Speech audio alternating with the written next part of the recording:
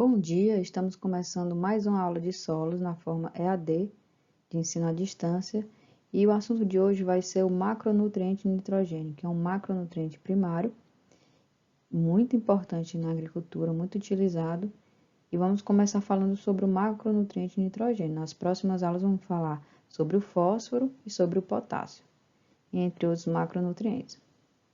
Vamos lá. Vamos falar um pouco aqui sobre o nitrogênio. Em relação ao conteúdo no solo, ele é, depois do carbono, hidrogênio e oxigênio, o elemento mais demandado pelos vegetais. É o macronutriente primário, como eu já falei no começo, juntamente com fósforo e potássio, e é o nutriente mineral mais utilizado, mais extraído e mais exportado pelas culturas. É o nutriente de obtenção mais caro e mais lixiviado, e ele é um nutriente requerido por todos os organismos vivos. E no solo é um elemento extremamente dinâmico da ocorrência dessas várias reações de dióxido-redução a que está sujeito. Então, o suprimento inadequado de nitrogênio na planta é considerado um dos principais fatores limitantes à produção, a produtividade de grãos. Este elemento é necessário em grandes quantidades, uma vez que ele é componente essencial das proteínas, dos ácidos nucleicos e também de alguns constituintes celulares. Ele é encontrado na natureza na forma gasosa, na forma molecular, que é o N2, o nitrogênio atmosférico, formando cerca de 78% do ar atmosférico. Ele pode ser também encontrado na forma mineral de 2 a 5%, que é o amônio, NH4+, e o nitrato, que é o NO3-. Vem da decomposição da matéria orgânica e dos fertilizantes. As formas de absorção desse nutriente são nitrato e amônio. Vamos falar agora um pouco sobre as adições e perdas no solo desse nitrogênio. Lembrando que o nitrato é a forma que a planta ela consegue absorver mais, muito mais até que o amônio. Então, vamos ver aqui nessa figura, tem um ciclo de nitrogênio. O que está em verde são os componentes, entrada que está azul, que é a entrada no solo de nitrogênio, e saída, no caso, como o nome já diz, o que é perdido. Que é perdido de nitrogênio, em vermelho. Então, vamos lá. A adição pode ser por quê? Por quais fatores? Adição de material orgânico, pode ser resto de culturas, estercos bovinos, esterco de galinha, esterco de caprino, compostos, a própria compostagem que a gente já fez ali, vocês acompanharam também nas aulas presenciais. Tem a fixação biológica, que é a principal forma de adição, a fixação biológica natural, forma de adição natural de nitrogênio ao solo. Aqui, como eu já falei, os estercos animais e fertilizantes orgânicos, na parte de material orgânico. E tem também os fertilizantes. Os fertilizantes, eles podem também resolver os problemas da planta, mas não acumulando no solo. Vamos falar um pouco sobre essa parte de fixação biológica. O que é a fixação biológica do nitrogênio? É chamado de FBN, que é um processo realizado por alguns grupos de micro-organismos, no caso as bactérias, que apresenta embrional, o qual será posteriormente utilizado como fonte de nitrogênio para a nutrição de plantas. Então, como é que acontece essa absorção? A planta, como eu já falei, ela não consegue absorver esse nitrogênio atmosférico, o N2, que está na atmosfera. Então, as bactérias elas fazem isso. Como é que ela faz isso? Então, o processo por meio do qual o nitrogênio atmosférico presente na atmosfera é convertido em formas que podem ser utilizadas pela planta. A FBN, que é a fixação biológica do nitrogênio, ela se constitui na principal via de incorporação de nitrogênio à biosfera e depois da fotossíntese é o processo biológico mais importante para as plantas e fundamental para a vida da Terra, exatamente porque a planta ela consegue absorver esse nitrogênio. Estima-se que a FBN tem uma contribuição global para os diferentes ecossistemas na ordem de 258 milhões de toneladas de nitrogênio por ano, sendo que a contribuição na agricultura é estimada em 60 milhões de toneladas. Então é isso, pessoal. A parte de adição de nutrientes a gente já falou. Adição material orgânico, fixação biológica e fertilizantes. Vou falar um pouco sobre fertilizantes lá na frente, que são esses de azul. Fertilizantes aqui. Agora vamos ver a parte de componentes. Tem o nitrogênio orgânico, por meio da fixação biológica e do esterco animal, resíduo de plantas.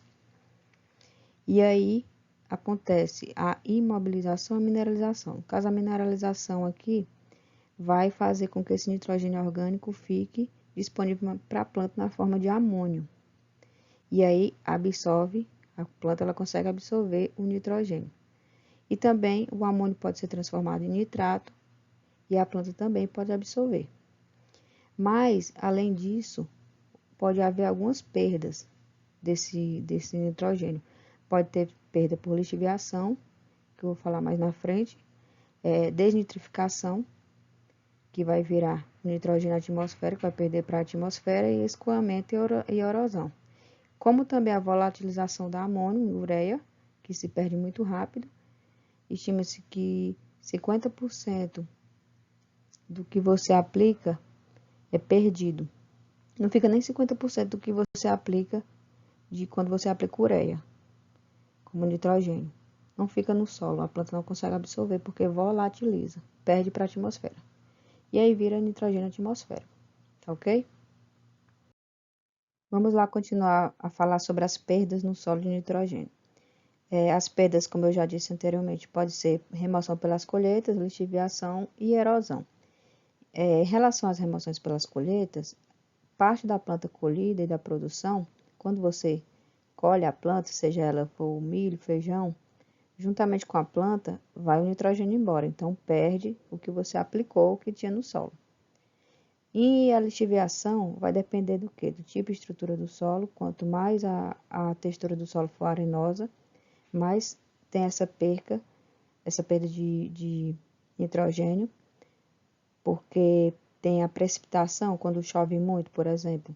Chove e aí vai levando, carreando, por meio da erosão, leva juntamente com o solo, que vai erodindo as partículas de solo, vai também levando os nutrientes. No caso, leva também o nitrogênio.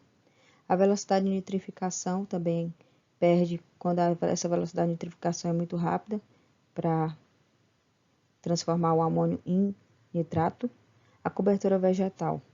O que é que isso influencia? Quando você tem uma cobertura vegetal, no caso faz um plantio direto, por exemplo, você perde muito menos nitrogênio, porque está protegido e não ocorre esse escoamento e nem essa erosão, perdendo os nutrientes do solo. E o tipo e quantidade de adubo nitrogenado aplicado. Quando você aplica, quanto mais você aplica muito nitrogênio, você também perde muito, porque ele volatiliza a ureia, por exemplo, que é um dos nutrientes que são mais baratos e mais comprados. É aquele branquinho, né? Aqueles grânulos. Então, se você aplicar demais, de forma inadequada, com os cálculos de adubação, você perde muito, também perde muito dinheiro. E a planta também pode vir a ter problemas causando toxidez. Além disso, tem também as funções. Quais são as funções do nitrogênio na planta? Então, a gente vai ver um pouco mais na frente da deficiência, sintomas, o que é que uma planta que tem sintoma, tem deficiência de nitrogênio, ela pode apresentar. Vamos falar primeiro das funções. Quais são as funções do nitrogênio? Componente essencial de todas as proteínas, promove também a formação da clorofila, como vocês podem ver aqui. Ela está junto com a clorofila, na molécula de clorofila, junto com o magnésio também. E a deficiência são folhas amareladas. Então, se você for no campo e tiver umas flores, um crescimento lento, folhas amareladas, principalmente nas folhas velhas, porque o nitrogênio ele é um nutriente muito móvel na planta, ele se perde muito rápido, pode desconfiar que é problema de nitrogênio. E folhas menores também. Então, essas são as funções e as deficiências do nitrogênio. Continuando a falar sobre as perdas as perdas no solo, vamos falar da erosão. A erosão ela vai depender do tipo de solo, como eu já disse, se for um solo argiloso, ele retém mais as partículas e consegue segurar mais o nitrogênio. O arenoso ele tem esse problema, que ele tem as partículas maiores, a aeração é maior e perde muito também por percolação. A topografia, quando o terreno ele tem uma declividade mais alta, aí acaba aumentando essa erosão. Por conta da chuva, a quantidade de distribuições de chuva. Se for uma chuva muito intensa e muita quantidade de chuva e a topografia tiver uma declividade muito alta, vai ocorrer problema de erosão e perda de nitrogênio no solo.